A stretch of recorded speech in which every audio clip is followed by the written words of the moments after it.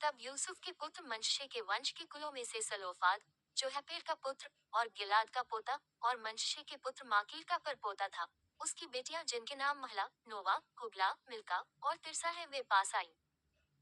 और वे मूसा और एलियाजा याजक और प्रधानों और सारी मंडली के सामने मिलाप वाले तंबू के द्वार पर खड़ी होकर कहने लगी, हमारा पिता जंगल में मर गया, परंतु वह उस मंडली में का न था जो कोरह की मंडली के संग होकर यहोवा के विरुद्ध इकट्ठी हुई थी। वह अपने ही पाप के कारण मरा, और उसके कोई पुत्र न था।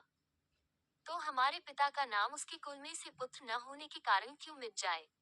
हमारे चाचाओं के बीच हमें भी कुछ भूमि निज भाग करके दे।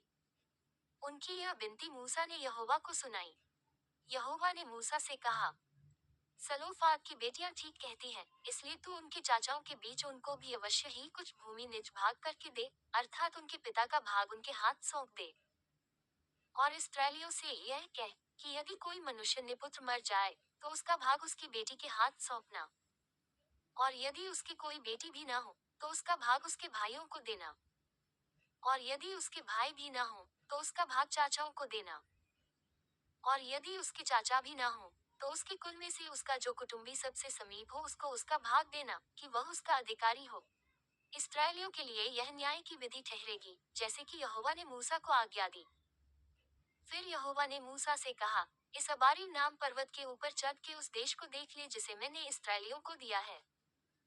और जब तू उसको देख लेगा, तब अपने भाई हारून की नाई तू भी अपने लोगों में जा मिलेगा। क्योंकि सीन नाम जंगल में तुम दोनों ने मंडली के झगड़ने के समय मेरी आज्ञा को तोड़कर मुझसे बलवा किया, और मुझे सोते के पास उनकी दृष्टि में पवित्र नहीं ठहराया। यह मरीबा नाम सोता है जो सीन नाम जंगल के कादेश में है।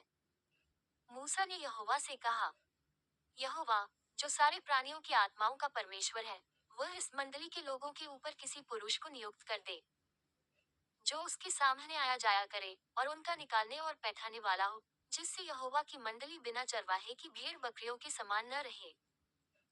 यहोवा ने मूसा से कहा, तू नून के पुत्र यहोशू को लेकर उस पर हाथ रख, वह तो ऐसा पुरुष है जिसमें मेरा आत्मा बसा है।